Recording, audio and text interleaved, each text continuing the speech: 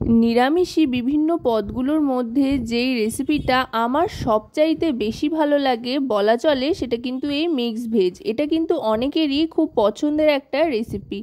তাই আর বেশি কথা না বাড়িয়ে চলুন দেখে নিই কীভাবে বানিয়েছি আজকের এই রেসিপি মিক্স ভেজ। এর জন্য প্রথমে কড়াইতে সাদা তেল গরম করে নিয়ে তাতে দিয়ে দিতে হবে বেশ খানিকটা আলুর টুকরো।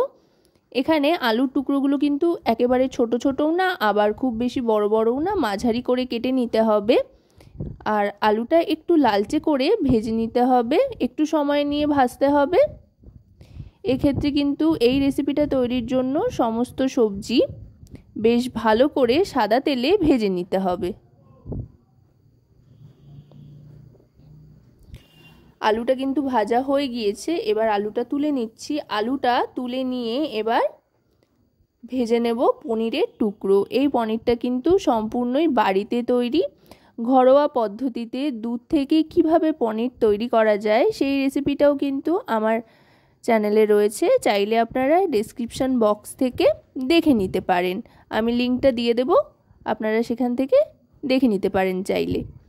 এবার পনিরটাও ভেজে নিয়েছি, খুবই হালকা করে কিন্তু পনিরটা ভাজতে হবে। পনির বেশি ভাজা হয়ে গেলে কিন্তু ভালো লাগে না, রাবারের মতো লাগে। হালকা ভেজে নিলে টেস্টটাও বাড়ে, আর পরে তরকারিতে দিলে যে কোনো তরকারিতেই আর ভেঙে যায় না পনিরটা।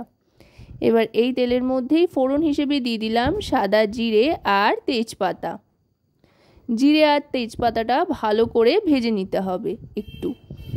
জিরেটায় একটু লালচে রং ধরে আসলে আর জিরে থেকে ভাজা ভাজা গন্ধ ছাড়লেই দিয়ে দিতে হবে গাজরের টুকরোগুলো। গাজরের টুকরোগুলো কিন্তু ছোট ছোট করে কেটে নিয়েছি। এতে করে কিন্তু খেতেও দারুণ সুস্বাদু হয় আর চটপট ভাজা সেদ্ধ দুইই হয়ে যায়। এবার গাজরটাও একটু হালকা করে ভেজে নিতে হবে।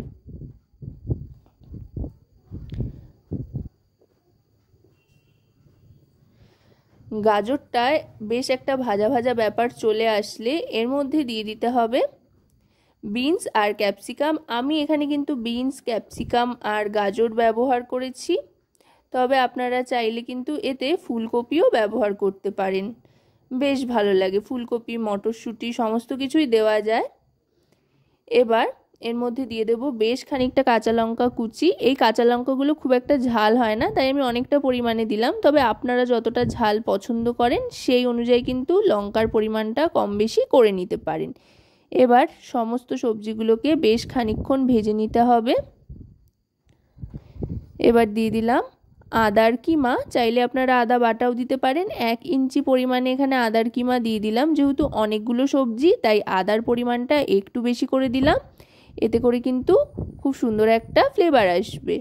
আর দিয়ে দিচ্ছি টমেটো কুচি। এখানে দুটো মাঝারি সাইজের টমেটো মিহি করে কুচিয়ে নিয়েছি। আপনারা চাইলে কিন্তু টমেটো বাটাও এতে ব্যবহার করতে পারেন, আর যদি কুচি দেন তাতেও কিন্তু চলবে। এবার দিয়ে দিচ্ছি ভাজা মশলার গুঁড়ো। এটা কিন্তু এই রেসিপির স্বাদকে আলাদা মাত্রা দেবে, আর এই ভাজা মশলাটাও কিন্তু বাড়িতেই তৈরি, চাইলে এই রেসিপিটাও আপনারা দেখে নিতে পারেন ডেসক্রিপশন বক্সে দেওয়া লিঙ্কের থেকে। এবার দিয়ে দিচ্ছি সামান্য একটু জল। এবার যেহেতু সবজিগুলো ভালো করে ভাজা হয়ে গিয়েছে তাই সেদ্ধর জন্য জল দিয়ে দিলাম অল্প করে, আর দিয়ে দিলাম এতে আগে থাকতে ভেজে রাখা আলুটা। আলু দিয়ে এবার সমস্ত সবজির সাথে আরও খানিকক্ষণ রান্না করে নেব। এবার এতে দিয়ে দেব হলুদ গুঁড়ো। এতে আমি 1 টিস্পুন পরিমাণে হলুদ গুঁড়ো দিয়ে দিচ্ছি। এবার দিয়ে দেব কাশ্মীরি রেড চিলি পাউডার। চাইলে যদি আপনারা বেশি ঝাল কেউ পছন্দ করেন তো লাল লঙ্কার গুঁড়োও ব্যবহার করতে পারেন, যেহেতু অনেকটা কাঁচা লঙ্কা দিয়েছি তাই রেড চিলি পাউডার দিলাম। আর দিয়ে দিচ্ছি পরিমাণ মতো লবণ। নুন দেওয়াতে কিন্তু এই সমস্ত সবজি থেকে আরও খানিকটা জল ছাড়বে। এবার গ্যাসের ফ্লেমটা মিডিয়াম টু লোতে রেখে সমস্ত সবজিগুলোকে ভালো করে কষিয়ে নিয়ে ঢাকনা চাপা দিয়ে দেব। অবশ্যই কিন্তু গ্যাসের ফ্লেমটা মিডিয়াম টু লোতে রাখতে হবে, আর 2 থেকে 3 মিনিট মতো ঢাকনা চাপা দিয়ে রাখতে হবে। খুব বেশিক্ষণ কিন্তু লাগবে না সেদ্ধ হতে, যেহেতু প্রত্যেকটা সবজি ভেজে নেওয়া হয়েছে আর খুব ছোট ছোট করে কাটা, তাই চটপট কিন্তু সেদ্ধ হয়ে যায়। ঢাকনাটা সরিয়ে নিলাম। দেখুন জলটা কিন্তু অনেকটাই টেনে এসছে, আর তেমন জল নেই, একেবারে শুকনো শুকনো হয়ে এসছে। আর এই সময় থেকেই কিন্তু দারুণ সুন্দর একটা গন্ধ ছাড়তে আরম্ভ করবে। গ্যাসের ফ্লেমটা কিন্তু লোতেই রাখতে হবে, যেহেতু এখন এতে দিয়ে দেব টক দই। টক দই দেওয়ার সময় অবশ্যই কিন্তু গ্যাসের ফ্লেমটাকে লোতে রাখবেন, যাতে দই কেটে না যায়। এখানে 50 গ্রাম পরিমাণে ফ্যাটানো টক দই দিয়ে দিলাম। এতে করে গ্রেভিতে খুব সুন্দর একটা টেক্সচার আসবে, আর গ্রেভির যে ঘনত্বটা সেটাও খুব সুন্দর আসবে। তাই অবশ্যই কিন্তু এই রেসিপিটার ক্ষেত্রে টক দই ব্যবহার করবেন। এবার দিয়ে দিলাম এতে কিশমিশ। মিক্স ভেজ সাধারণত কিন্তু একটু মিষ্টি মিষ্টি হয়, সেই জন্য কিশমিশটা দিয়ে দিলাম। প্রত্যেকটা বাইটে কিশমিশগুলো মুখে পড়লে কিন্তু খেতে দারুণ লাগবে। এবার ভালো করে মিশিয়ে নিচ্ছি।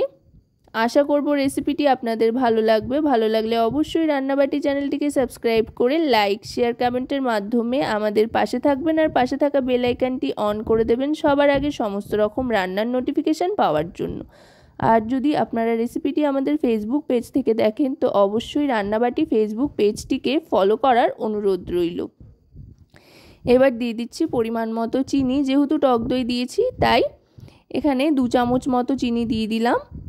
আপনারা চিনির পরিমাণটা আপনাদের পছন্দ মতো কম বেশি করতে পারেন, তবে অবশ্যই কিন্তু চিনিটা ব্যবহার করবেন। আর সমস্ত সবজি সেদ্ধ হয়ে যাওয়ার পরই চিনিটা দেবেন, তাতে করে টক দইয়ের সাথে একটা ব্যালেন্স আসবে স্বাদে।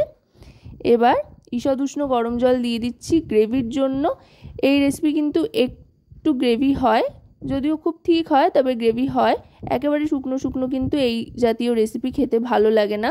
এটা কিন্তু যে কোনো রাইস আইটেম, রুটি বা লুচি বা পরোটা, নান, যে কোনো কিছুর সাথেই কিন্তু খেতে দুর্দান্ত লাগে। এবার কিন্তু গ্রেভিটা ফুটতে আরম্ভ করেছে। গ্যাসের ফ্লেমটা মিডিয়াম টু হাইতে রেখে এতে এবার দিয়ে দেব আগে থাকতে ভেজে রাখা পনিরের টুকরোগুলো।